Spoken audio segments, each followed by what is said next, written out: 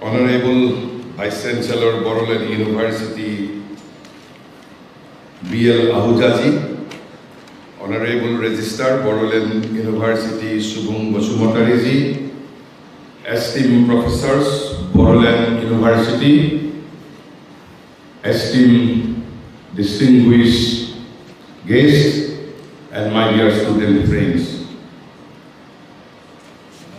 Let me first clarify three things first. Neither am I a scholar, nor do I possess scholarship. Why then this audacity on my part? I have a sense of offering anything and everything at the lotus feet of the Supreme Divine Mother, and this sense of surrender is the sole source of my strength and audacity. Lecturing once, it was a tendency in my nature. It was a tendency in my nature since childhood almost. But now it has become almost an integral part of my sadhana, has become an integral part of my life. Whatever I will be speaking today, my entire lecture is based on the writings of Maharishi Sri Aurobindo. Though I will be referring to other writers too, but my lecture is basically compiled or basically prepared from the writings of Maharishi Sri Aurobindo. But first, let me begin with a quote. Quote of Sri Aurobindo. And why?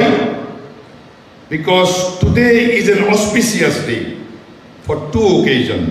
Today is an auspicious day for two occasions. One is auspicious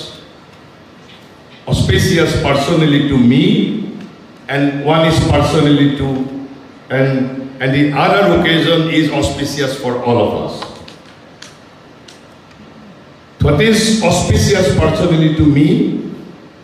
The spiritual collaborator of Sri Aurobindo, the Mother, whom we regard, whom we adore, her as the supreme incarnation of the Supreme Divine Mother, incarnation of the Supreme Divine Mother. Today is her birthday, 21st February. So today is the birthday of the Mother, and who is Mother? The spiritual collaborator of Sri Aurobindo, whom we adore as the incarnation of the Supreme Divine Mother. And the other occasion, which is auspicious for all of us, today is the International Mother Kandi, 21st February.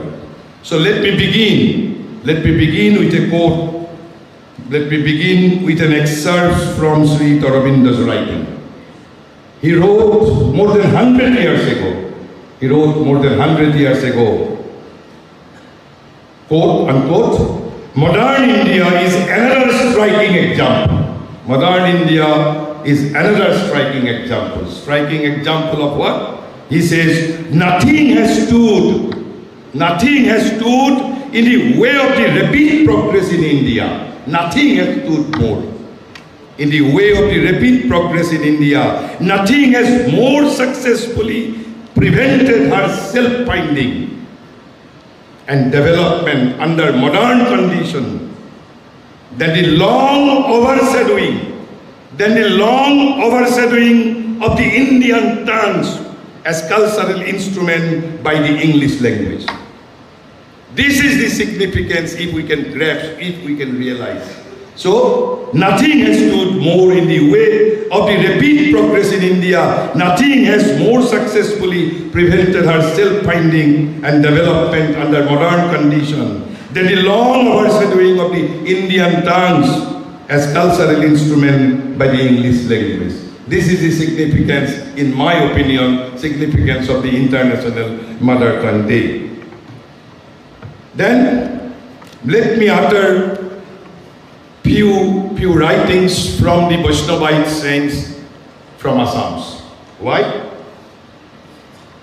Another unique thing happened in Assam as early as almost more than 600, 700 years ago. Almost all Vaishnavite saints of Assam, Shankardev, Madhavdev, Madhav Kandali, Ananta Kandali, and it is in my research, though it is almost rarest of the rare thing, a spiritual, a unique thing happened in the spiritual history of Assam.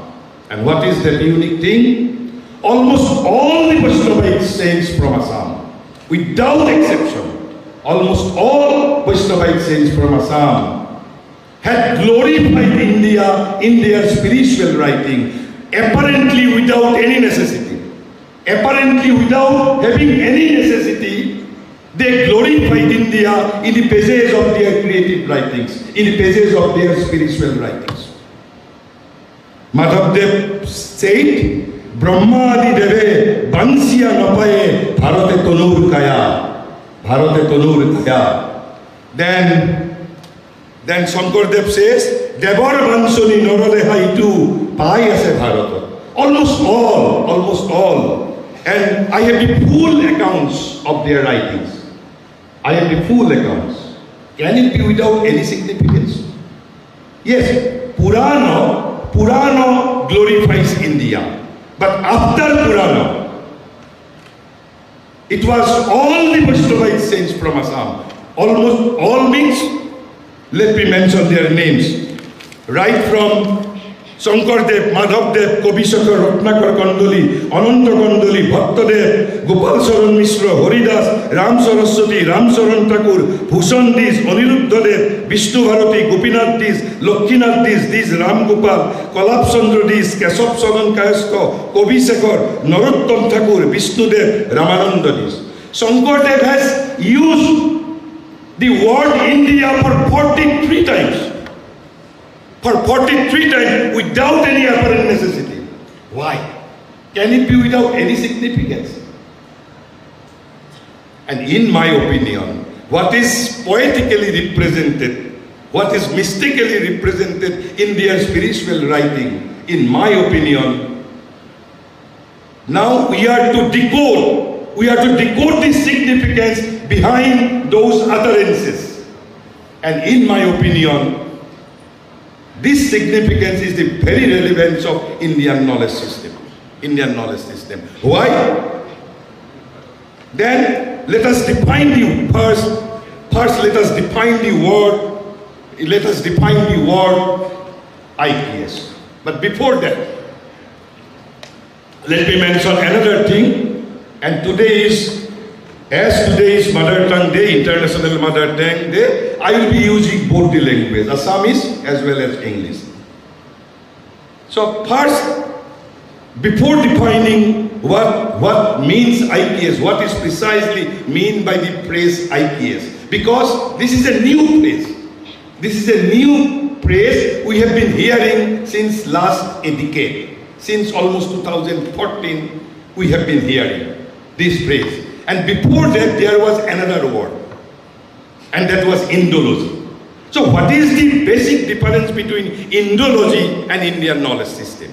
Because the Indian knowledge system is a new word, a new phrase we have been hearing since last one decade only.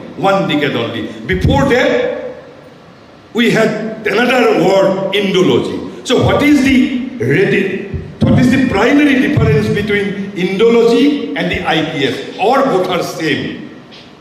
I will be defining. But before that, what is our hidden agenda?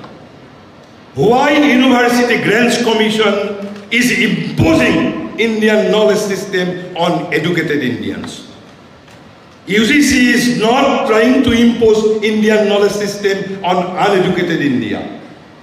UGC is deliberately trying to reimpose Indian knowledge system on Indian universities and Indian colleges. And that means University Grants Commission is trying to impose Indian knowledge system on educated Indians, on intellectual elites. Why? What is our hidden agenda? That hidden agenda was made explicit by Maharishi Sri Aurobindo as early as almost more than 100 years ago. 100 years ago. He says, modern India, modern world is still mainly European. Modern world is still mainly European. A world dominated by the European mind and Western civilization. We claim to set right this undue preponderance. This is our hidden agenda. We claim to set right this undue preponderance, to reassert the Asiatic, and for ourselves the Indian mind, and to preserve and develop the great values of Asiatic and of Indian civilization. This is our real agenda, real hidden agenda behind imposing Indian knowledge system on intellectual elites of India. So we claim to set right this undue preponderance. What is this preponderance? The modern world is still mainly European, a world dominated by the European mind and Western civilization. But Maharishi warns, but the Asiatic or the Indian mind can only assert itself successfully when? By meeting these problems. These problems means he was referring to the problems of humanity that has been perplexing the modern mind.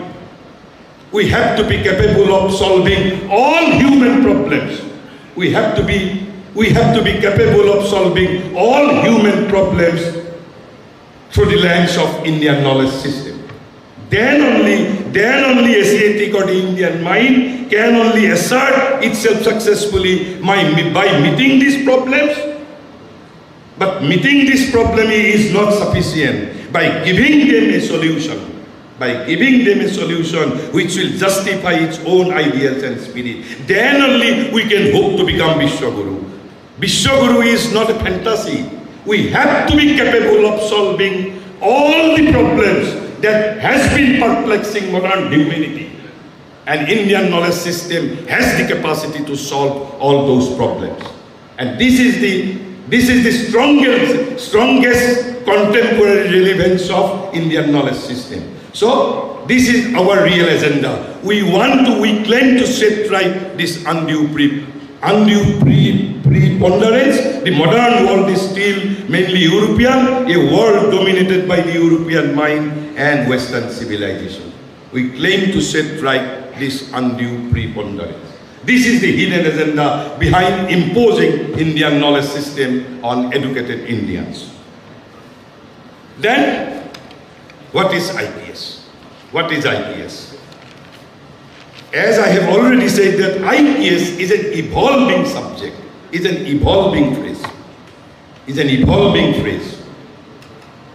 We have been hearing since last 10 years only. So it is an evolving phrase. And it could be variously defined by variously authors.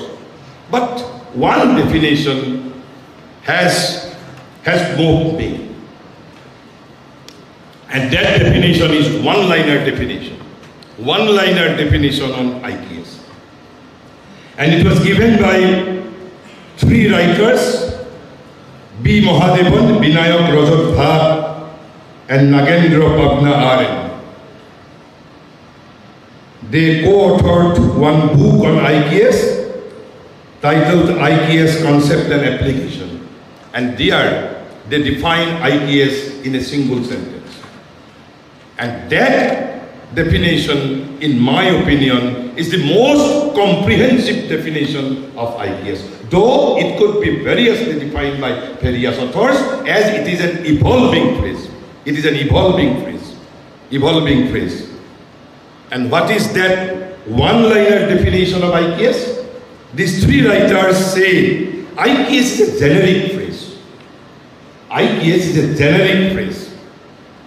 That covers practically everything about India. that practically covers everything about India. Everything means everything. Its society, its polity, its science, its cosmology, its spirituality, its culture, its knowledge system, anything relating to India. Indian literature, Indian art, Indian architecture, Indian sculpture, Indian science, Indian cosmology. They say IKS is a generic phrase that covers practically everything about India. And this sentence, it seems to me, I think it is a very comprehensive and in my, though precise and concise, still in my opinion, it is the most comprehensive definition. So then IKS means or IKS covers practically everything about India. Why? If you are asked, why everything about India can be interpreted as India's knowledge system? What is the argument behind this thesis? That covers everything about India, why it should be Indian knowledge system? Because if anyone asks you why everything about India is IKS, because everything associated with India is also associated with a certain kind of knowledge. Everything associated with India is also associated with a knowledge. এটা বস্তু ইয়াত আমাৰ বাইদেউসকল মহিলা মাতৃসকল আছে, মই এটা আপোনালোকে আমাৰ ভাৰতবৰ্ষত সংখ্যাগৰিষ্ঠ মহিলাসকলে পালন কৰা এটা মই পৰম্পৰাৰ ফালে মই দৃষ্টি আকৰ্ষণ কৰিব বিচাৰিছোঁ. You may accept it, you may throw it away. That is up to your wisdom. মই এটা সাধাৰণ ভাৰতৰ এটা ট্ৰেডিশ্যন, ভাৰতৰ এটা কাষ্টম, আমাৰ যিসকল বিবাহিত মহিলা, ভাৰতবৰ্ষৰ বিবাহিত মহিলাই তেওঁলোকে মূৰত সেন্দুৰ লয়। আৰু সৌভাগ্যক্ৰমে বা দুৰ্ভাগ্যক্ৰমে আমাৰ যিসকল নাৰীবাদী নেত্ৰী আছে তেওঁলোকে কয় it's a sign off slavery. It's a sign off slavery, যে নিজৰ এয়া যেন মানে যে নিজৰ স্বামীসকলৰ প্ৰতি এটা দাসত্বৰ পৰিচয়, it's a sign off slavery. কিন্তু ভাৰতবৰ্ষই কৈছে you may reject it, you may throw it away, it is up to your wisdom. ভাৰতবৰ্ষৰ প্ৰতিগৰাকী নাৰীয়ে নিজৰ স্বামীৰ জৰিয়তে আচলতে কাক অন্বেষণ কৰিছে? হুম দে আৰ চিকিং? দে আৰ চিকিং দি জগতৰ প্ৰতি। প্ৰত্যেকে কৃষ্ণক বিচাৰিছে, অকল সেই 16,000 গোপিনী নহয়, অকল 16,000 গোপিনীয়ে কৃষ্ণক বিচাৰিছিল বা পৰৱৰ্তী যুগত মীৰাই কৃষ্ণক বিচাৰিছিল নহয়। According to Indian knowledge system, প্ৰত্যেকগৰাকী নাৰীয়ে through the symbol of their physical husband, they are after the lords of the universe. যদি গভীৰভাৱে অধ্যয়ন কৰে, মই সাধাৰণভাৱে কৈছোঁ, লগত মই এইও কৈছোঁ যে you may accept it, you may throw' it away. আৰু সেইবাবে যেতিয়া মহিলাসকলে সেন্দুৰ যেতিয়া পিন্ধে, এতিয়া কোনোবাই অকল মূৰত পিন্ধে, কোনোবাই কপালত লয়, কোনোবাই কণ্ঠনলীত লয়, কোনোবাই হাতত শাখাৰ মাজত লয়, কোনোবাই কাপোৰতো সেন্দুৰ লয়। লওঁতে মন্ত্ৰ যিটো মাতিব লাগে, তেওঁ নিজৰ হাজবেণ্ডৰ নাম মাতিব নালাগে। কাৰ নাম মাতিব লাগে? যেতিয়া ইয়াত সেন্দুৰ লয় তেতিয়া মন্ত্ৰ মাতিব লাগে ওম কৃষ্ণায় নমঃ। যেতিয়া মূৰত সেন্দুৰ লয় তেতিয়া মন্ত্ৰ মাতিছিল আগতে ওম কেশৱায় নমঃ। যেতিয়া কণ্ঠত সেন্দুৰ লগাইছিল তেতিয়া মন্ত্ৰ মাতিছিল ওম গোবিন্দায় নমঃ, অল ৰেফাৰিং টু কৃষ্ণ। আৰু যেতিয়া হাতত যেতিয়া সেন্দুৰ পিন্ধিছিল তেতিয়া মন্ত্ৰ মাতিছিল ওম মধুসূদনায় নমঃ। তাৰপিছত যেতিয়া যেতিয়া কাপোৰত সেন্দুৰ লগাইছিল তেতিয়া তেওঁলোকে মন্ত্ৰ উচ্চাৰণ কৰিছিল ওম বাসুদেৱায় নমঃ মই কৈছো যে everything associated with India is also associated with a knowledge. You may accept it, you may throw it away. It's up to your wisdom. You are at full liberty. তাৰ পিছত মই আৰু এটা কথাৰ প্ৰতি দৃষ্টি আকৰ্ষণ কৰিবলৈ বিচাৰিছোঁ এই যে ভাৰতবৰ্ষত আমাৰ কৃতিকসকলে আমাক হাঁহে যে ভাৰতবৰ্ষত 12টা মাহত 13টা উৎসৱ 13 festivals in 12 months 13টা কিয় প্ৰয়োজন হ'লে ভাৰতবৰ্ষত 13,000 উৎসৱ পালন কৰিব 13,000 উৎসৱ পালন কৰিব কিন্তু প্ৰত্যেকটো উৎসৱৰ বিহাইণ্ডত দেয়াৰ আৰ 4 থিংছ কৰবাত এটাক প্ৰাধান্য দিছে কৰবাত দুটাক প্ৰাধান্য দিছে কৰবাত তিনটাক প্ৰাধান্য দিছে আৰু মই এইটো কিহৰ যুক্তি সাপেক্ষে কৈছো that everything associated with India is also associated with a knowledge and that is why IPS is a generic phrase that covers practically everything about India. There are 4 things. আপোনালোকে যেতিয়া গৱেষণা কৰিব ইণ্ডিয়ান নলেজ সিস্টেমৰ ওপৰত knowledge সিস্টেমৰ বিষয়ে ইমান তাৰ ক্ষেত্ৰ আছে almost it is infinite কৈছে ভাৰতৰ একেবাৰে কন্যাকুমাৰীত পালন কৰা উৎসৱ হওক অসমত পালন কৰা উৎসৱ হওক নাগালেণ্ডত পালন কৰা উৎসৱ হওক মেঘালয়ত পালন কৰা উৎসৱ হওক কেৰালা তামিলনাডু বা ৰাজস্থানত পালন কৰা উৎসৱ হওক তাৰ ফৰ্ম বেলেগ বেলেগ ভিন্ন ভিন্ন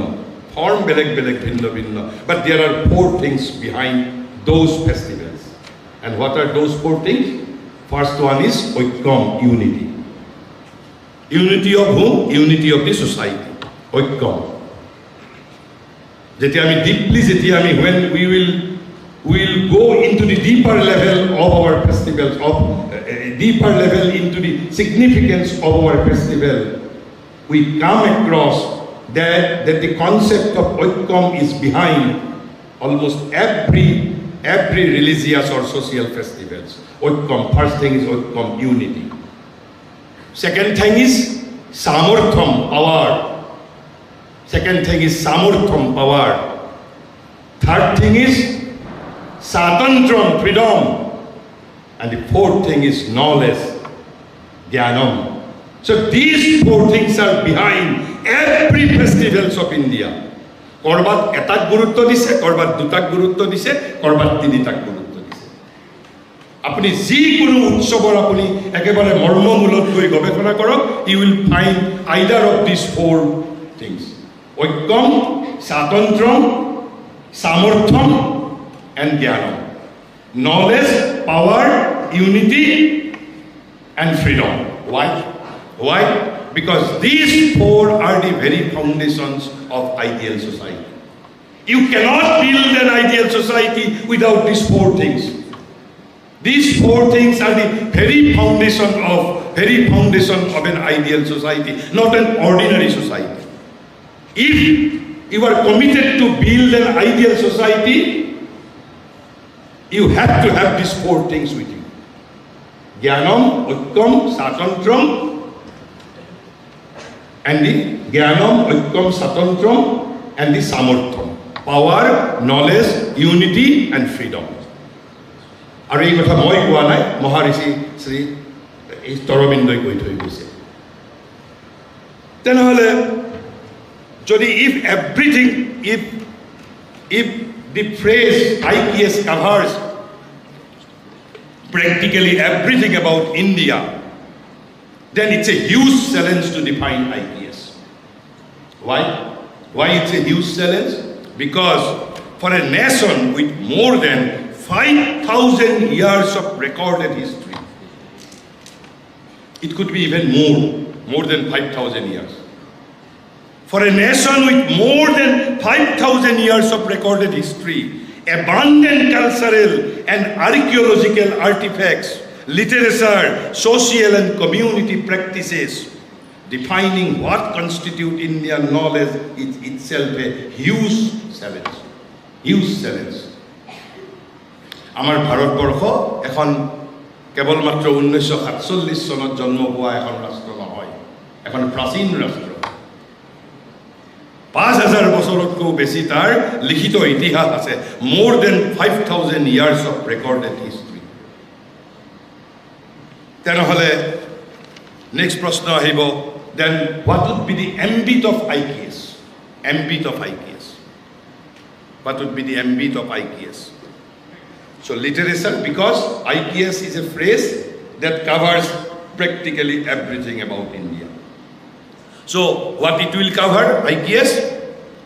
Literature, culture, social practices, historical evidence, and other such knowledge assets available in all Indian languages as well as in all Indian dialects.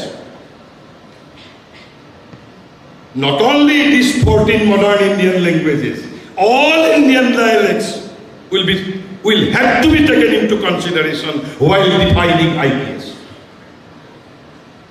Not only MILs, not only modern Indian languages, knowledge assets available in all Indian languages as well as in all Indian dialects.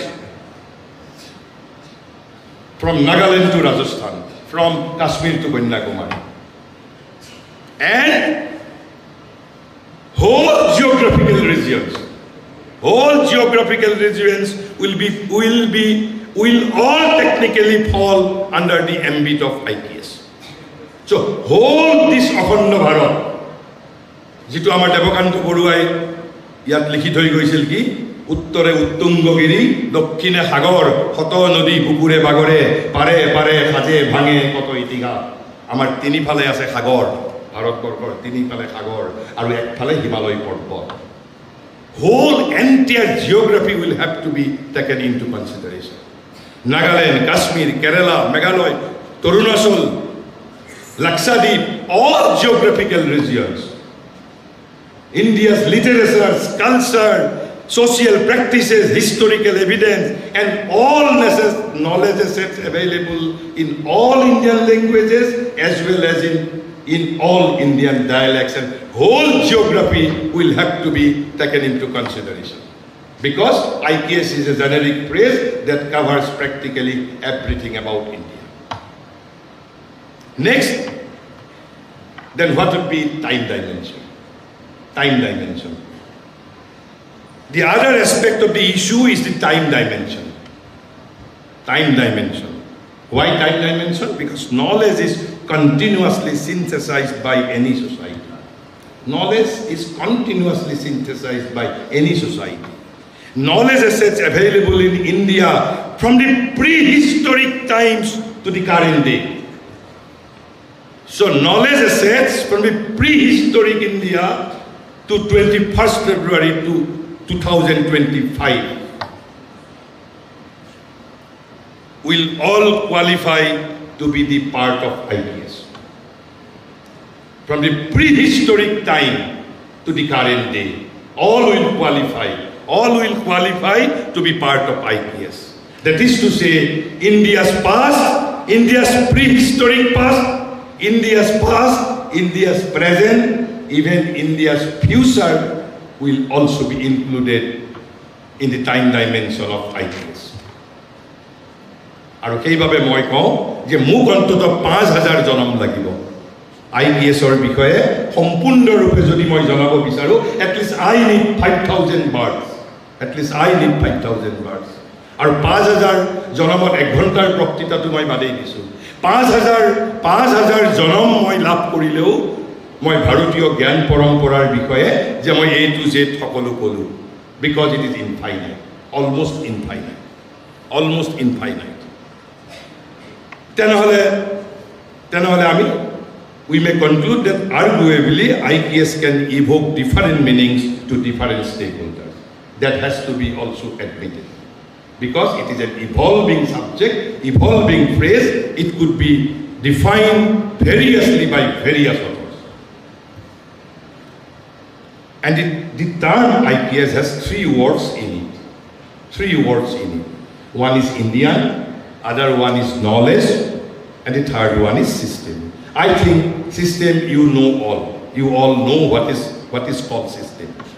But the other 2 words, Indian and knowledge, I will briefly discuss about the word India. But I will skip the word knowledge because it's a full-fledged lecture.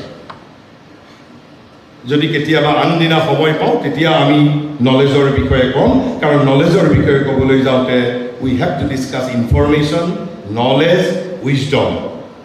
And again, knowledge in the profounder Indian sense of the Indian word jnana. Knowledge has to be defined, knowledge has to be explained in terms of the Indian word jnana because jnana and knowledge may not be similar thing. So I will skip today that knowledge portion. But I will be briefly discussing about the word India. But before that, what is the difference between IPS and Indology? Then what is Indology? IPS covers practically everything about India. India's past, present, future, India's all languages, all dialects, whole geography, past, present, future, even prehistoric past. So this is IPS. But then what is Indology? What is Bharat Tattva? Indology. Indology, also known as South Asian studies. The first difference. Indology is not per se Indian knowledge system. Indology, though it is called Bharat Tattva, though it is called Indology is basically a study of South Asian studies, a discipline of South Asian studies, known as South Asian studies. This is the first distinction. Second distinction, Indology is the academic study, but IPS is not limited to academic study alone. IPS is a comprehensive term. Academic, non-academic, anything relating to India is covered by the phrase IPS. But Indology is limited to academic study. Academic study of what? Academic study of history, culture, languages, and literature. These four things are covered by the word Indology. What are those four things? India's history, India's culture, India's languages, and India's literature. Only these four things are covered by the phrase or by the word Indology. While IPS covers practically everything about India. Indology is an academic study only, but IPS is a comprehensive study, not limited to academic study alone. And therefore, as such, Indology is a subset of Asian studies. Subsets of Asian studies means one of the elements of Asian studies. It's not exclusively on Indian knowledge system or not exclusively on India. It's a subset, it's an element. It's one of the elements of the Asian studies. But IPS is focused on India alone and covers practically everything about India. So now let me briefly discuss about the word Indian only. Only the word Indian only. I will skip the word knowledge because I have to cover the contemporary and universal relevance of IPS. So if you are asked, what is this ancient spirit and characteristic soul of India? In India, we call our nation a soul, a collective soul. India is a soul. As individual is a soul, India is also a soul. But what is soul? I will not be explaining today. But we call our nation also as a soul, nation's soul. But what are the components of this characteristic soul of India? If you were asked, what are the elements that constitute the very soul of India? What are the substances of the soul of India? If you were asked, what is soul of India? What is it? First thing, it is a living power of the eternal truth. First sentence. a living power of the eternal truth. But what are its components? What are its substances? The components that constitute the soul of India. The soul of India is consisting of three elements, not fourth one. The soul of India is consisting of three things. What are those three things? Sri Aurobindo says, and you are here to know about Indian knowledge system. So you need a key. You need a key to unlock Indian knowledge system. And as IPS covers practically everything about India, India's literatures, India's philosophy, India's art, India's polity, India's social practices, India's cosmology, India's science. So there are thousands of locks. You are to unlock thousands of locks. So you need thousands of keys, thousands of keys. But Maharishi says, no, there is a master key. There is a master key with which we can unlock every locks of India. Every locks of India. And there is a master key. And what is that master key? Maharishi says, the spirituality is indeed the master key of Indian mind. Which spirituality you can get into anything relating to India. With a concise and precise knowledge of India's spirituality, you can grasp anything about India. And without spirituality, India does not exist at all. India does not exist. India cannot exist only with atomic power. India cannot exist with signing Digital India campaign. India cannot exist with nuclear powers alone. India does not exist without Ved, Upanishad and Gita. If there is no Ved, if there is no Upanishad, if there is no Gita, if there is no Brahma Sutra, if there is no India spirituality, then there is no India. So this is the first element of the soul, of the characteristic soul of India. He says, spirituality is indeed the master key of the Indian mind. The sense of the infinite is native to it. We know what is called Ananta. Apuni jodi paishyattor ejon manuhok goi kure Ananta mane ki teo kobo, what is this Ananta? Ami shikkito hokolo manuhok jodi koda jai, karon amar babe ami koisu divine is infinite, Ananta. So the sense of infinite is native to us. This is what Maharishi says.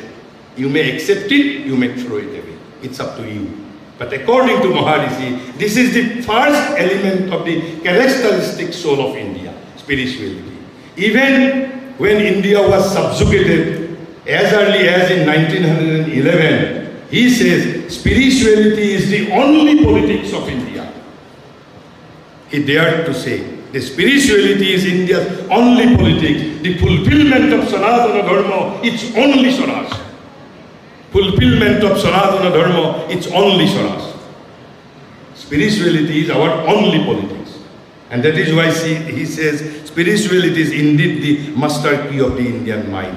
And with this master key, you can unlock anything relating to India. India's literature, India's architecture, India's sculpture, India's culture, yoga, spirituality, philosophy, India's polity, India's social practices, anything you can unlock with this master key.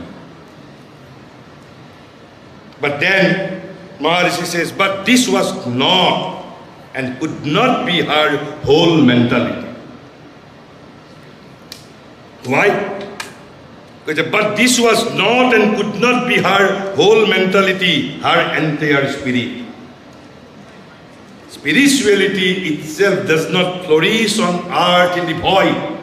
Spirituality does not flourish on earth in the void. When not adhyatmikotar bikas nohoy.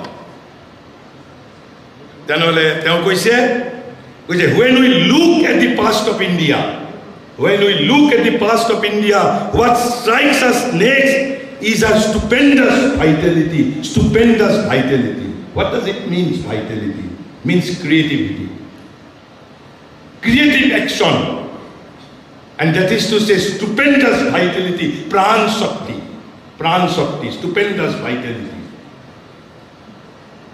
Her, and what is stupendous vitality? Her inexhaustible power of life and joy of life. The vitality means power of life and joy of life.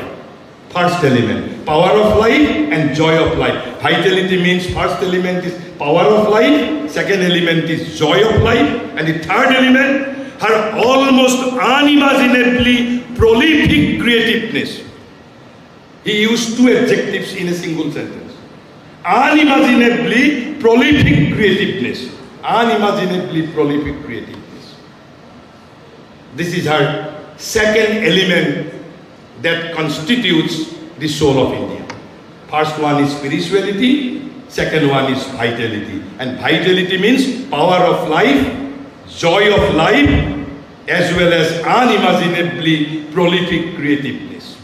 And moi jodi ei srijonshilতাৰ হিসাব দিব লাগে তেনেহলে মোক এটা পৰিপূৰ্ণৰূপে পৃথক বক্তৃতাৰ প্ৰয়োজন হ'ব যে ভাৰতে বিগত 5000 বছৰত কি সৃষ্টি কৰা নাই ভাৰতবৰ্ষই ফিলসফিৰ পৰা আৰম্ভ কৰি ডেমক্ৰেসি শাসন ব্যৱস্থা বিজ্ঞান দৰ্শন সাহিত্য মই সেইবোৰৰ আজি ব্যাখ্যা দিবলৈ নাযাওঁ কেৱল মাত্ৰ এটা সাধাৰণ ধাৰণা দিবলৈ গৈছো যে with reference to IPS what does mean by the word India তেনেহলে তাৰ পিছত কৈছে but this supreme spirituality and this prolific abundance of the energy and joy of life and creation do not make all that the spirit of India has been in its past. কেৱল মাত্ৰ এই দুটাও একমাত্ৰ নাছিল. There is a third power. And what is the third power?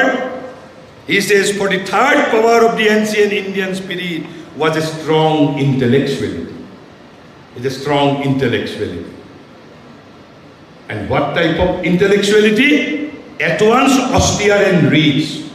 At once austere and rich, robust and minute, powerful and delicate, massive in principle and curious in detail. 4 adjectives he has given. He gives 4 adjectives. What type of strong intellectuality means? The intellectuality which is at once austere as well as rich. The intellectuality which is at once robust as well as minute. Which is powerful as well as delicate. Which is massive in principle and curious in detail. So the third power was intellectuality.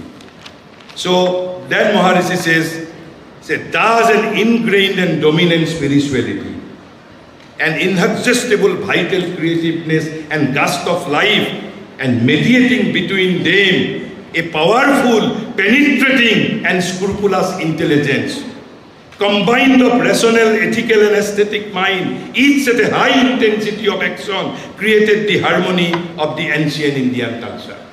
অর্থাৎ উপরত আধ্যাত্মিকতা তলত জীবনৰ আনন্দ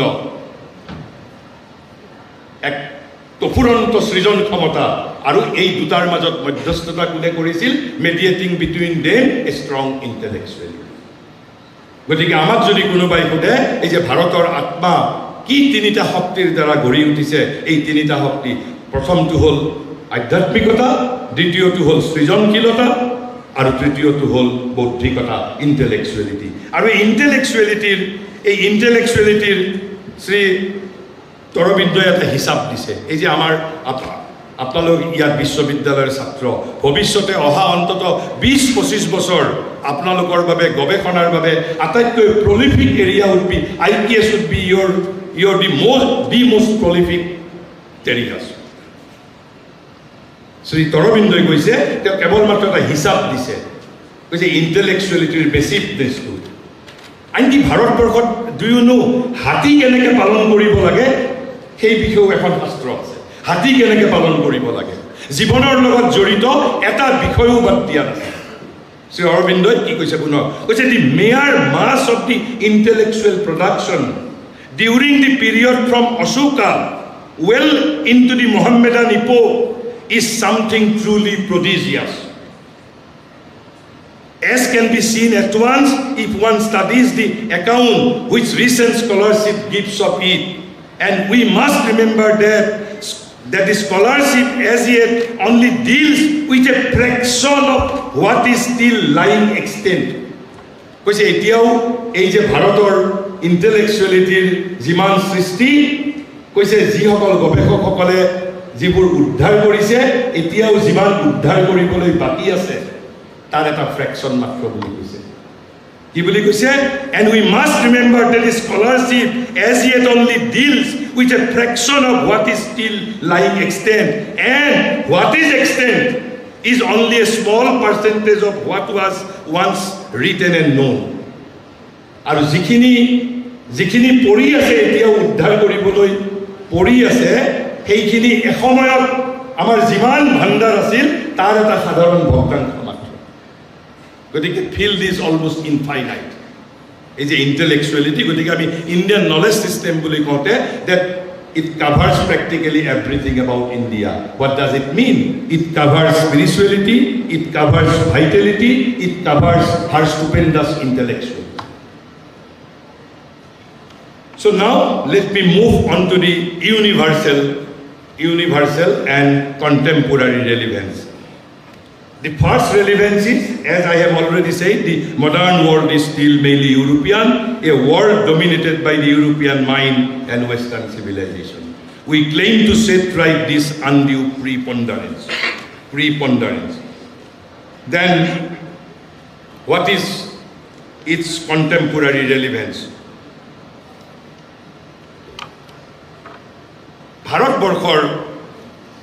ভাৰতবৰ্ষৰ ক্ষেত্ৰত এটা অদ্বিতীয় বৈশিষ্ট্য আছে ভাৰতবৰ্ষৰ and this may antagonize you যেতিয়া মই বৈশিষ্ট্যটোৰ বিষয়ে কওঁ you may be aggrieved you may become angry with me also but it's a fact সমগ্ৰ পৃথিৱীৰ ভিতৰত ভাৰতবৰ্ষক বাদ দি পৃথিৱীৰ কোনো এখন দেশৰ শিক্ষিত সমাজ নিজৰ সংস্কৃতিৰ পৰা ইমান বিচ্ছিন্ন নহয় গ্ৰীকৰ নাগৰিক গ্ৰীক সংস্কৃতিৰ পৰা বিচ্ছিন্ন নহয় জাৰ্মানৰ শিক্ষিত ব্যক্তি জাৰ্মান সংস্কৃতিৰ পৰা বিচ্ছিন্ন নহয় কিন্তু ভাৰতবৰ্ষৰ শিক্ষিত সমাজ educated Indians are alienated from their own culture that has to be admitted you may not accept it but it's a fact intellectual elites educated Indians are alienated from their own culture not the uneducated Indians and that is why University Grants Commission in my opinion deliberately trying to reimpose Indian knowledge system on the intellectual elites on the educated Indians why India's educated Indians are still alienated from their own culture, not the uneducated India. We are alienated from our own culture. We know nothing about India. And we do not bother to know about India. Why? Let me explain. One of the greatest sages of post-independent India, Ram Swarup, he wrote an article which was published in Indian Express as early as in 1984 and I read it while I was a student of 12th standard in 1986 and from that period this article is in my heart, is with me. He says when two cultures meet on unequal military terms what is the example? As the Hindu culture made the West and earlier made Islam. We made Islam and subsequently we made British. We made West. And it gives rise to great problems of self-identity for the defeated party. And who was the defeated party?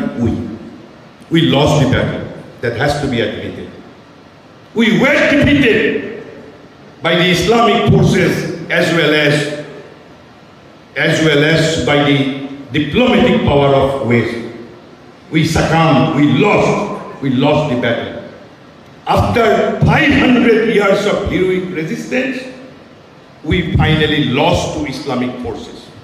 After 500 years of heroic resistance. So, Ramswarup says it gives rise to great problems of self-identity for the defeated party. Who lost?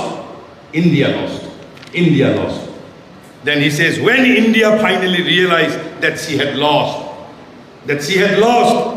in the military as well as diplomatic contest, and that the British were supreme. Who found this? Who realized this? Not the uneducated Indians. Educated Indians realized this, that British were supreme. British were supreme. Then what happened? She was overwhelmed. She was overwhelmed means India's educated Indians overwhelmed. Overwhelmed and filled with a deep sense of inferiority. Is not it? আজিও 200 বছৰৰ এই গোলামীৰ ৰক্ত আমাৰ ৰন্দে ৰন্দে প্ৰবাহিত হৈছে কাৰণ আমি admit কৰোঁ বা নকৰোঁ ভাৰতবৰ্ষৰ শিক্ষিত মানুহৰ বাবে আমেৰিকা এতিয়াও আমাৰ বাবে স্বৰ্গপুৰী আমাৰ ল'ৰা ছোৱালীক আমি যদি ইংলেণ্ডত পঢ়ুৱাব পাৰোঁ আপোনালোকৰ বিশ্ববিদ্যালয়ত যদি এজন কেম্ব্ৰিজৰ পৰা প্ৰফেছৰ আহে হাৰ্ভাৰ্ডৰ পৰা প্ৰফেছৰ আহে ইয়াত হয়তো বহিবৰ এখনো সিট নাথাকিব বহিবলৈ সিট নাথাকিব why Why? Because we were overwhelmed. We found British were supreme. We filled ourselves with a deep sense of inferiority. Deep sense of inferiority. And then Ramswarup explains under such circumstances, as it usually happens, other non-military forces came into play. What are those other non-military forces? Different people sought psychological rehabilitation in different ways. Some retired into their cell and became apathetic. Udakin hoi gol. Cell mane kholar bitorat, hamukor kholar bitorat jeneke komai jay, dekho ji hoise hoi thakok. Kune shakon korise korok, ji korise korok. Became apathetic and retired into their cell. But majority made the situation by self-repudiation and wholesale imitation. Not even retail imitation, wholesale imitation. আপোনালোক আচৰিত হ'ব আপোনালোকে ভাৰতৰ স্বাধীনতা আন্দোলনৰ ইতিহাস যদি অধ্যয়ন কৰে 19 শতিকাৰ শেষাৰ্ধত পশ্চিমবংগত a movement took place. তাৰ নাম কি আছিল জানে ইয়ং ইণ্ডিয়া মুভমেণ্ট তাৰ উদ্দেশ্য কি আছিল জানেনে এজন পৰিপূৰ্ণ ৰূপত যাতে আমি কেনেকে ইংলিছ এজন ইংৰাজ হ'ব পাৰোঁ there was a planned movement deliberate movement যেনেকে আমাৰ বিভিন্ন আমাৰ আন্দোলন থাকে it was a very strong intellectual movement ultimately one illiterate brahmin saved India and he was none other than Ramakrishna Paramahamsa. Without Ramakrishna India could not have saved herself during 19th century. It was that illiterate Brahmin who saved India. One of the disciple of Maharishi Amal Kiran, his real name is K.D. Satna. K.D. Satna writes, from his spiritual personality, modern Indian nationalism was born. Not from the personality of Vivekananda, but from the strange personality of the illiterate Brahmin Ramakrishna Paramahamsa. That illiterate Brahmin produced intellectually robust Vivekananda. A young India movement or Kubal Putot, Bharat Tetia Nike Goigolete. Arukeibabe Koise, some retired into their cell and became apathetic. A majority made the situation by self-repudiation. We start rejecting ourselves. Self-repudiation and wholesale imitation. They disowned their nationhood and their culture and adopted the ways and attitudes of the victor, whom they regarded as their superiors. They saved their nationhood, they saved their self-respect through self-alienation. This is the politics of self-alienation. That's what Ramswarupe tar pisot likhise, This self-alienation was an important component of the intellectual ferment that followed the British conquest of India. It was very pervasive and attacked all strata of the society, particularly the intellectual elites. কিন্তু তাৰ মাজত আপোনালোকে এইটো প্ৰশ্ন কৰিব পাৰে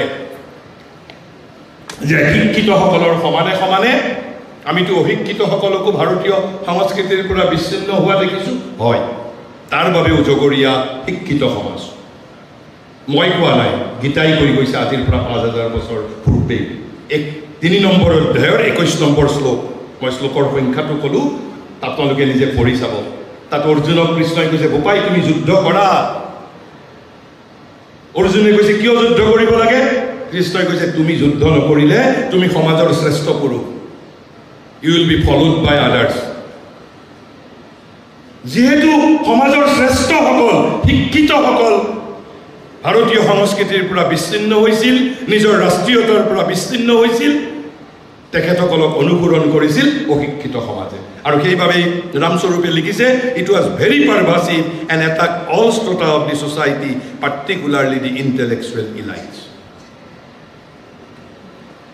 তেনেহলে যদি মোক আপোনালোকে সোধে what is the contemporary relevance of India we are aware of this intellectual alienation of our intellectual elites we are aware it is not that we are unaware we are aware India is aware of her educated Indians, of her educated child, that they are alienated from their own culture. So what is the contemporary relevance? Reconnecting intellectual elite with the roots who are already culturally alienated. This is the first contemporary relevance from our point of view. We want to reconnect our educated Indians with the roots of India. They are already culturally, intellectually alienated. আৰু সেইভাবে ভাৰতবৰ্ষৰ মানুহে এতিয়াও যদি কেম্ব্ৰিজৰ বিশ্ববিদ্যালয় কি কৈছে কেম্ব্ৰিজত কোনোবাই যদি পঢ়ি আহিছে আমি এতিয়াও গৰ্ব অনুভৱ কৰোঁ কাৰণ 200 বছৰৰ গোলামীৰ ৰক্ত এতিয়াও আমাৰ ৰন্দে ৰন্দে প্ৰবাহিত হৈ আছে that has to be admitted. তেনেহলে তাৰপিছত আৰু এটা কাৰণ যে কন্টেম্পোৰাৰী ৰেলিভেন্সৰ ভিতৰত মই ক'বলৈ বিচাৰিছোঁ কন্টেম্পোৰাৰী ৰেলিভেন্স কিন্তু ইয়াত এটা আমি কিয় যে ভাৰতীয় জ্ঞান পৰম্পৰাৰ হাতত এই শক্তি আছে নেকি যে আমি আমাৰ ইন্টেলেকচুৱেল ইলাইটসকলক উভতাই আনিব পাৰিম we can bring back our intellectual elites with the power of Indian knowledge system. মহাৰিষিয়ে তেতিয়া কৈছে মহাৰিষিয়ে তেওঁৰ আন এটা লেখাত তেওঁ কৈছে কি কৈছে তেওঁতো ৰামস্বৰূপতকৈ ষ্ট্ৰং ৱৰ্ড ব্যৱহাৰ কৰিছে ৰামস্বৰূপেতো লিখিছিল she was overwhelmed মহাৰিষিয়ে লিখিছে our educated Indians are hypnotized by the glamour of European culture. Hypnotized by the glamour of European culture. What he says, why are a certain class of Indians still hypnotized in all fields by European culture? In all fields by certain class of Indians. Then he says, and why are we all still hypnotized by it in the field of politics? In our politics there is nothing Indian. Everything we have borrowed from West. In Indian politics, there is nothing Indian. There was only one Indian political creation in our recent history, that is the Swadeshi movement. Except Swadeshi movement, so far we could not create in the political field our genuine Indian creation. Swadeshi movement was the only Swadeshi political creation. And why are all we still hypnotized by it in the field of politics? Because মই যে ইয়াৰ আগতে যে ভাৰতৰ তিনিটা শক্তিৰ কথা কৈছিলোঁ intellectuality, vitality আৰু spirituality. When there is decline in these three things, then there is decadence of India. When there is decline, when there is app movement, যিটো আমি ভাটা বুলি কওঁ, যেতিয়া ভাৰতৰ এই তিনিটা শক্তিত ভাটা পৰে, when you will be noticing declining movement in respect of these three elements, then there is decadence of India. আৰু যেতিয়াই এই তিনিটা শক্তি ভাৰতত বিকশিত হৈছে, তেতিয়াই ভাৰতৰ ভাৰতে নৱজন্ম লাভ কৰিছে। আৰু যেতিয়া আমি ব্ৰিটিছৰ হাতত পৰাজিত হৈছিলোঁ, যেতিয়া আমি ইছলামিক শক্তিৰ হাতত পৰাজিত হৈছিলোঁ, তেতিয়া আমাৰ অধঃপতনৰ সময় আছিল। এই যে আমাৰ সৃষ্টিশীলতা তেতিয়া নাছিল। কিয় শিক্ষিত সমাজ হিপনোটাইজ হৈছিল? শ্ৰী অৰবিন্দই ব্যাখ্যা দিছে, কৈছে because they constantly they means our educated Indians. They constantly saw all the power, creation, activity on the side of Europe. And all the immobility or weakness of a static, inefficient defense on the side of India. Why? That was the time of our decadence. Our decadence means India's spirituality, India's intellectuality, India's vitality, এই তিনিটা বস্তুত ভাটা পৰিছিল। তেতিয়া জোৱাৰে দেখা দিয়া নাই। There was no tide movement. There was ebbing movement, ebb movement. There was declining trend in these three powers. আমাৰ অধঃপতন হৈছিল। আৰু সেইভাবে ভাৰতৰ শিক্ষিত সমাজে all they saw on the side of India, all the immobility or weakness of a static, inefficient defense.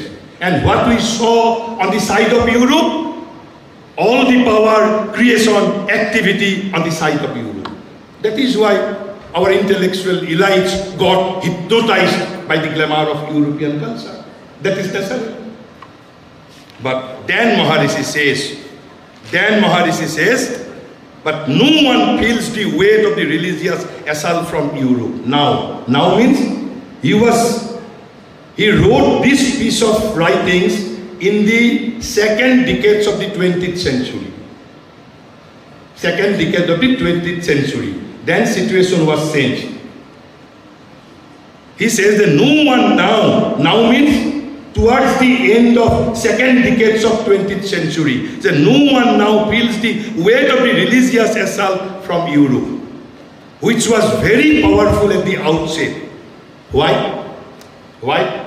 Because the creative activities of the Hindu revival have made Indian religion a living, evolving, a secure, triumphant and self-assertive power. But what is the proof? Then Maharishi says, the seal was put by two events. দুটা ঘটনাই ভাৰতবৰ্ষৰ 1000 বছৰৰ নিৰুৎসাহ নোহোৱা কৰি দিছিল। মাত্ৰ দুটা ঘটনাই। আৰু সেই দুটা ঘটনা কি? কৈছে, but the seal was put to this work by two events. One was the theosophical movement. কিন্তু eventually theosophical movement failed. মই আজি সেই বিষয়ে ব্যাখ্যা নকৰো, কিন্তু but at the outset theosophical movemente সেই সময়ত ভাৰতীয় জাতিৰ হতোৎসাহ নোহোৱা কৰিছিল। কিয়? আপোনালোকে theosophical movementor বিষয়ে আলোচনা কৰিবলৈ প্ৰয়াস কৰিব। Because theosophical movement was developed on the basis of Indian knowledge system. কিন্তু eventually it failed. কিয় fail হৈছিল? তেওঁলোকৰ মাজত ইনএফিচিয়েন্সি আছিল, তেওঁলোকৰ মাজত ভুল আছিল, সেই বিষয়ে আজি আমি ব্যাখ্যা নকৰো। কিন্তু মূল কথাটো হ'ল যে but the seal was put to this work by two events, this theosophical movement, and the other one was the appearance of Swami Vivekananda at Chicago. একমাত্ৰ এই ঘটনাটোৱে ভাৰতবৰ্ষৰ ইতিহাস ঘূৰাই দিছিল। আপোনালোকে আচৰিত হ'ব, এখন মিটিঙৰ ভাষণে yes, যদি কোনোবাই গৱেষণা কৰিব বিচাৰে সেই সময়ৰ বাতৰি কাকত এতিয়াও মজুত আছে। কিয় কৈছে এই দুটা ঘটনাই কিয় কৈছে the seal was put by two events. Why? মই আকৌ you have to refer to India's three powers: spirituality, vitality and intellectuality. So Maharishi says, for these two things showed the spiritual ideas for which India stands no longer on their defensive. India stands no longer on their defensive but aggressive and embedding the materialized mentality of the Occident. আৰু সেইভাবে মহাৰিকে শ্ৰী অৰবিন্দৰ চিকাগো ভাষণৰ তাৎপৰ্য ব্যাখ্যা কৰি কৈছিল কি it was the first visible sign to the world. First visible sign to the world. The going forth of Vivekananda was the first visible sign to the world. Visible sign of what? Sri Aurobindo says India was awake not only to survive but to conquer. But to conquer. এই যে চিকাগোৰ বিবেকানন্দৰ ভাষণৰ তাৎপৰ্য হ'ল ভাৰতীয় জাতি আৰু কেৱল মাত্ৰ জীয়াই থাকিবৰ বাবে জাগি উঠা নাই জয় কৰিবৰ বাবে জাগি উঠিছে আৰু সেইভাবে লিখিছে for which India stands no longer on their defensive but aggressive and embedding the materialized mentality of the Occident. And that is why we are trying to reimpose Indian knowledge system on educated Indians so that we can bring back them, so that we can reconnect them with their own culture. That is the strongest relevance from our point of view.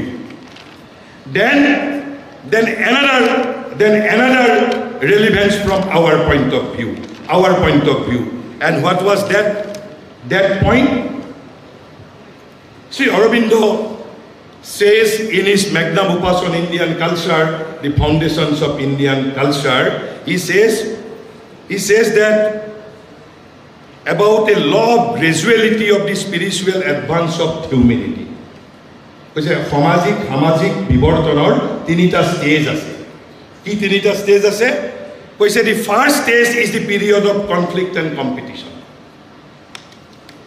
আৰু এইটো যুগত কি হয় প্ৰত্যেকটো জাতিয়ে ইটো জাতিৰ লগত সংঘৰ্ষ কৰে কাজিয়া কৰে আৰু অতীতত ভাৰত সমগ্ৰ পৃথিৱীৰ ইতিহাসত আপোনালোকে দেখিবলৈ পাইছে কিয়া ইটো জাতিয়ে সিটো জাতিৰ লগত কাজিয়া কৰিছে কৈছে the first stage is the period of conflict and competition which has been ever dominant in the past and still overshadows the present of mankind. Why still overshadows the mankind of present of mankind? Because for even the crudest forms of material conflict are mitigated, the conflict itself still survives. কৈছে আগৰ দৰে এই স্থূল সংঘৰ্ষৰ দিন আৰু নাই যে মানুহে জাতি জোং বন্দুক বাৰুদ লৈ এটা জাতিয়ে এটা জাতিৰ ওপৰত আহি পেলাই সংঘৰ্ষ কৰিব সেই যুগ নাই তেনেহ'লে কি যুগে দেখা দিছে কৈছে and the cultural struggle comes into greater prominence. সাংস্কৃতিক সংঘৰ্ষ কিন্তু এতিয়াও অব্যাহত এই জাতিসমূহৰ মাজত গতিকে বিবৰ্তনৰ যিটো প্ৰথম stage the stage of conflict and competition is still continuing. And that is why we cannot abandon Indian knowledge system because we want to survive. For our own survival, we still need Indian knowledge system because cultural conflict is still on. And the second stage bring the stage of concert. এটা ঐকতনৰ যুগে দেখা দিয়ে দ্বিতীয় পৰ্যায়ত কিন্তু মহাৰিকে কৈছে এই দ্বিতীয় পৰ্যায়ত পৃথিৱীৰ কোনো জাতিগতভাৱে এতিয়াও উপনীত হোৱা নাই ব্যক্তি বিশেষ হৈছে আৰু এই সময়ত if we abandon Indian knowledge system it will be suicidal for us. আৰু তৃতীয় যুগটো কৈছে third brings to the the third and the last is marked by the spirit of sacrifice. কৈছে তৃতীয় যিটো পৰ্যায়ে দেখা দিব তেতিয়া এটা জাতিয়ে আন এটা জাতিৰ বাবে আত্মোৎসৰ্গা কৰিব কৈছে সেই যুগেও এতিয়াও পৃথিৱীত দেখা দিয়া নাই আৰু এই মুহূৰ্তত আমি যদি ভাৰতীয় জ্ঞান পৰম্পৰা ভাৰতীয় জ্ঞানক যদি ত্যাগ কৰোঁ how we can survive. So this is the second relevance from India's point of view that we want to survive because the struggle is still on, conflict is still on, cultural conflict between nations are still on, and at that point of time we cannot abandon Indian knowledge because without Indian knowledge we cannot survive. So this is the second relevance. Then what is its universal relevance? I am just giving you মই মাত্ৰ দুটা কথা কৈছো যে দুটা কথাৰ পৰা যে আমাৰ from our point of view why Indian knowledge system is relevant. We want to reconnect our educated Indians with the roots, as well as we want to survive. And why? Because the cultural struggles are still on. And at this point of time, we cannot abandon our weapon. And our weapon is India. Knowledge is our weapon. And so we want to survive, and that is why we cannot abandon our weapon, and weapon means our Indian knowledge. So then from the point of view of the whole universe, why Indian knowledge system is relevant? Why? Because India of the ages is not dead. Jug Jugantarar Bharat etiao mrito nohoy. India of the ages is not dead, nor has she spoken her last creative word. Ekebare Maharikhie their magnum opus Indian culture last page of likhise. Last page of likhit hoi goise India of the ages is not dead, nor has she spoken her last creative word. She lives.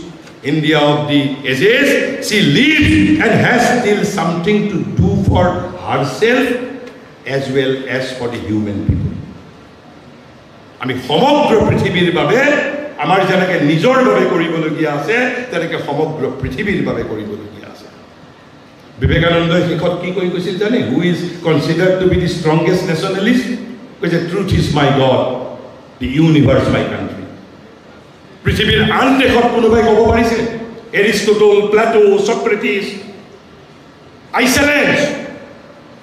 আমাৰ ভাৰতবৰ্ষই যি ধৰণে ক'ব পাৰিছে শ্ৰীনন্ত বিশ্বে অমৃতস্য পুত্ৰ, যেনেকৈ ভাৰতবৰ্ষই ক'ব পাৰিছে বসুধৈৱ কুটুম্বকম, যেনেকৈ ভাৰতবৰ্ষই ক'ব পাৰিছে মাতা ভূমি পুত্ৰ অহম পৃথিৱী। মোক দেখাই দিয়ক, মাত্ৰ এজন মণিকীক দেখাই দিয়ক ভাৰতৰ বাহিৰত যিজনে সমগ্ৰ পৃথিৱীক আলিংগন কৰিব পাৰিছে। মোক এজন মাত্ৰ দেখাই দিয়ক। বিবেকানন্দই কৈ গৈছে, who is considered to be the strong nationalist, কৈছে truth is my God, universe my country. Because India wants to be বিশ্বগুৰু। আৰু বিশ্বগুৰুৰ অৰ্থ কি আমি সেইটো কম, কিন্তু কৈছে she lives and still something to do for herself and the human people. আমাৰ এতিয়াও পৃথিৱীৰ বাবে আৰু আমাৰ নিজৰ বাবে কৰিবলগীয়া কাম বাকী আছে। Evolution is not completed. আমাৰ কৰিবলগীয়া বাকী আছে। So this is the relevance from the whole world's point of view. We want to solve all problems of the humanity that have been perplexing the humanity since long. So this is one point of universal relevance. Then let me say few things about the mission of India's nationalism. Yes, we need Indian knowledge system for the triumph of Indian nationalism. But what is the mission of India's nationalism? মই আপোনালোকৰ যিসকল ৰাজনৈতিক বিজ্ঞানৰ ইয়াত অধ্যাপক আছে, মই আপোনালোকৰ পৰা জানিব বিচাৰিছো আপোনালোকৰ ৰাজনৈতিক অধ্যয়নৰ সিলেবাছত মিশন অফ নেশ্যনেলিজম নামক কিবা জানো পাঠ্যক্ৰম আছে? If you are asked what is the mission of nationalism, if you are asked what is the mission of nationalism, for India's nationalism is not a political concept, it is something else. Maharishi says, when we were subjugated, আমি যেতিয়া পৰাধীন আছিলোঁ, যেতিয়া আমাৰ বাবে স্বাধীনতা আটাইতকৈ প্ৰিয় আছিল, এই সময়ত মহাৰিষিয়ে লিখিছিল কি জানে? To recover Indian thought, to recover Indian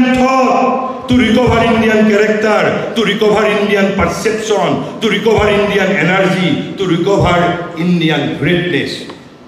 Why we have to recover Indian energy? Why we have to recover Indian thought?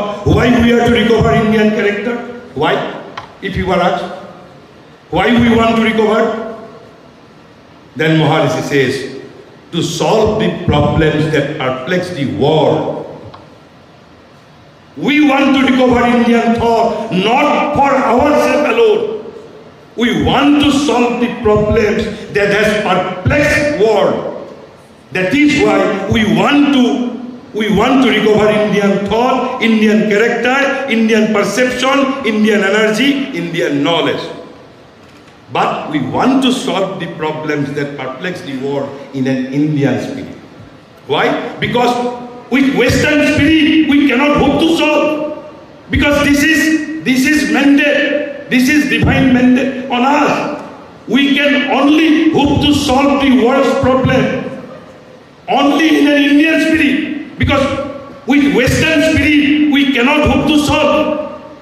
So Maharishi says, and to solve the problems that perplex the world in an Indian spirit and from the Indian standpoint, in our view, is the mission of nationalism. So if you were asked, what is the mission of nationalism? Recovering Indian thought, recovering Indian character, recovering Indian perception, recovering Indian energy, recovering Indian greatness. Why? We want to solve the problems that has perplexed the world, but we want to solve in an Indian spirit and from Indian standpoint. And that is why we need Indian knowledge system. And this is the second universal relevance of Indian knowledge system. We are not imposing Indian knowledge system only for ourselves, not only for our survival, but to solve the problems that has perplexed the humanity at large. So, we are imposing Indian knowledge system for the triumph of India's nationalism. But what is the meaning of mission of India's nationalism? Solving the problems of humanity in an Indian spirit and from Indian standpoint. And without Indian knowledge, we cannot hope to do so. We cannot hope to do so. Then let me, final statement. Sri Aurobindo, you have perhaps heard about the Pandit Nehru's lecture, which was delivered at the midnight of 15th August 1947, Tries with Destiny. But you are not aware of perhaps 6 hours earlier, Maharishi's message was broadcast by Tiruchirappalli radio station in the evening of 14th August 1947. And what he said in that message to the nation, you just listen. আমি সেই সময়ত স্বাধীনতা পাইছোঁ 200 বছৰৰ সংগ্ৰামৰ পিছত। আমি নিজৰ বাবে চিন্তা কৰিব লাগে, হয়নে? আমি তেতিয়া নিজৰ বাবে চিন্তা কৰিব লাগে। আজি যি ধৰণে আমাৰ ইউথসকলে কয় আমাক স্বাধীনতাই কি দিলে, উই আৰ অল একাউণ্টেণ্ট, যে ভাৰতবৰ্ষৰ স্বাধীনতাই আমাক কি দিলে। আমি সদায় সেই প্ৰশ্নই আমাক মৰ্মাহত কৰে। কিন্তু ভাৰতবৰ্ষৰ কাৰণে হোৱাট উই আৰ ডুইং, আমাৰ স্বাধীনতা সংগ্ৰামীসকলে আপোনালোকে জানেনে, পুনাৰ এজনী মাতৃয়ে তেওঁৰ 3টা সন্তানৰ ফাঁচিকাঠত ওলমিছিল, 3টা সন্তানে। সেই কথা কোনোবাই জানে জানো? আৰু আমি ইয়াতে হিচাপ ল'বলৈ আহিছোঁ। আমিতো সোণৰ চামুচ মুখত লৈ জন্মগ্ৰহণ কৰিছোঁ, স্বাধীন ভাৰতবৰ্ষত জন্মগ্ৰহণ কৰিছিলোঁ। কিন্তু আমাৰ ইয়ং জেনেৰেশ্যনে জানা উচিত আমি 200 বছৰ গোলাম আছিলোঁ, দাস আছিলোঁ। We were slaves. 200 বছৰৰ গোলামী, যিসকলে গোলামীৰ পৰা আমাক ৰক্ষা কৰিছিল, তেওঁলোকে কেনেকৈ ৰক্ষা কৰিছিল, আগতে আমি সেই কথা জানিব লাগিব। তাৰ পিছত হিচাপ ল'ব লাগিব যে ভাৰতৰ স্বাধীনতাই আমাক কি দিছে। আৰু মহাৰিষিয়ে 14 আগষ্টত কি কথা কৈছিল শুনক। কৈছে, for I have always held and said that India was arising. Why India was arising? India was arising not to serve her own material interest only. এটা পৰাধীন জাতিয়ে সদ্য স্বাধীনতাপ্ৰাপ্ত এটা জাতিৰ এজন আধ্যাত্মিক নেতাই ক'বলৈ সাহস কৰিছে। পৃথিৱীৰ আন কোনোবা দেশৰ নেতাই ক'ব পাৰিব? কৈছে, for I have always held and said that India was arising not to solve her own material interest only, to achieve expansion, greatness, power and prosperity. Because though these two she must not neglect, we cannot neglect these things, but and certainly not like others to acquire domination of other peoples. We cannot hope to dominate other people. Then why we are arising? Why India was arising then? But to live also for God and the world. India was arising to live for God and for the whole world. And that is the sense of becoming Vishwaguru. But to live also for God and the world as a helper and leader of the whole human race. As a leader and helper of the whole human race. We want to help the whole human race. That is the sense of India becoming Vishwaguru. We want to solve all the problems of humanity. This is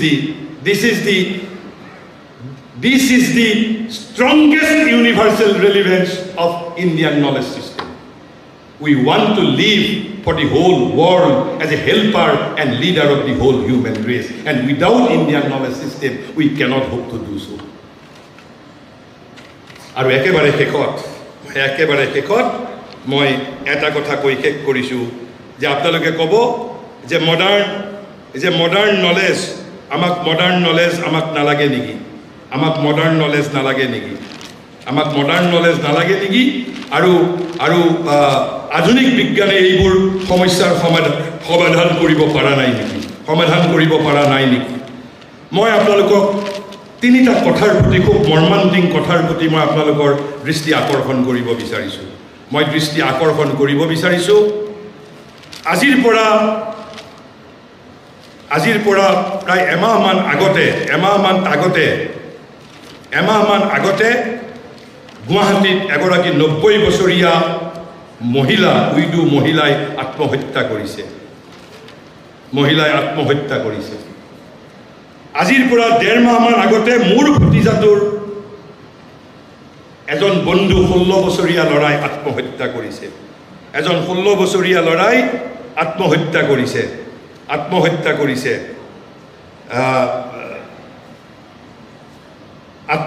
কৰিছে আজিৰ পৰা 2 বছৰ আগত অসমৰ বৰাক ভেলীত এগৰাকী শ্ৰমজীৱী মহিলাৰ 12 বছৰীয়া এজন ল'ৰাই আত্মহত্যা কৰিছে কিয়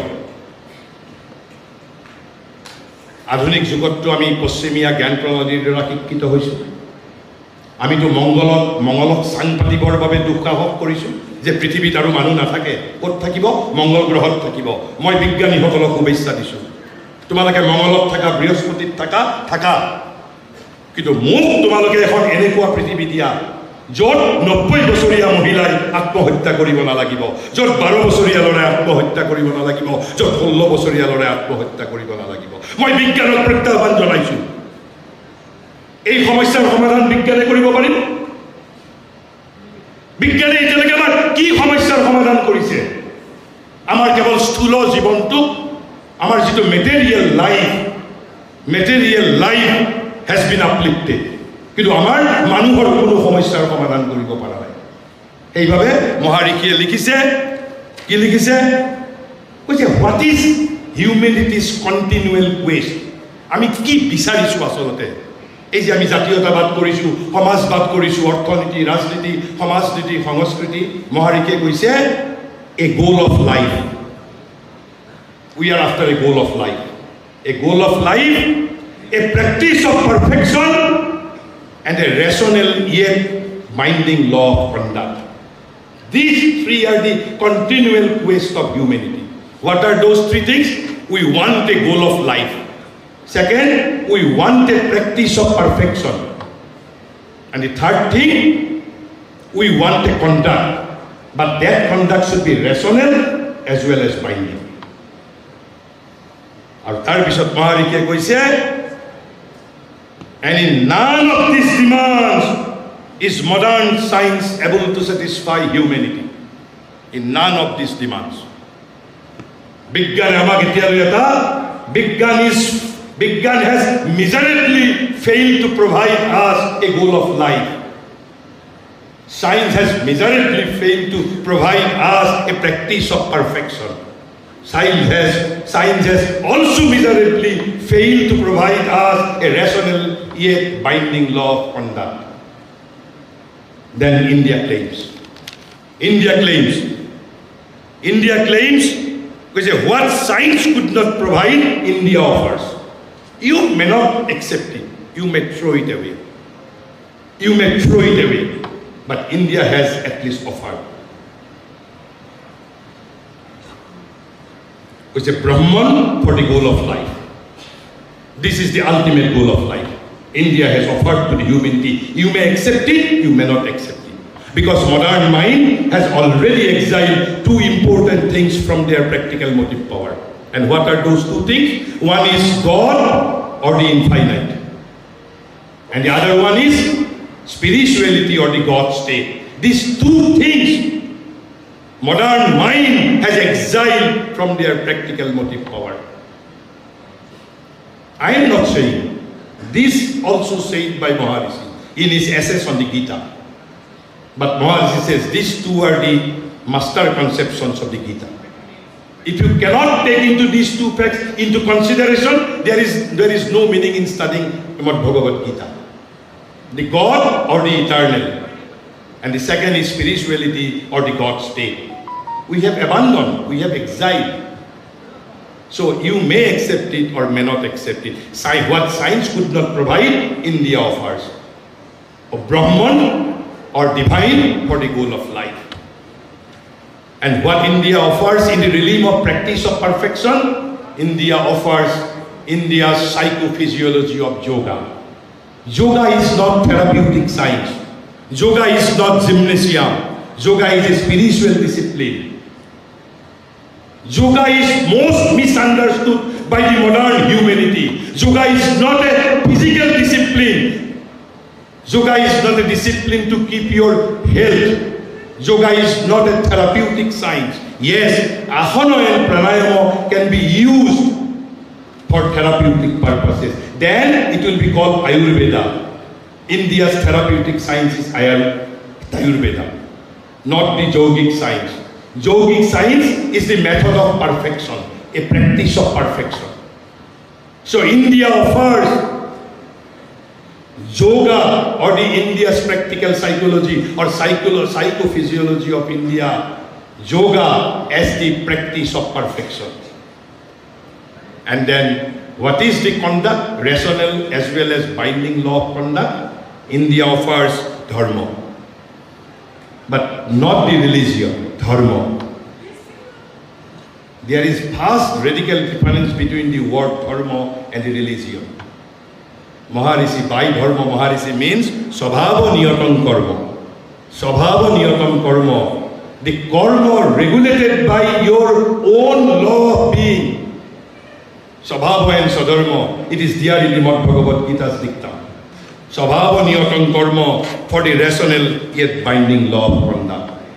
But modern science has failed to provide any one of these.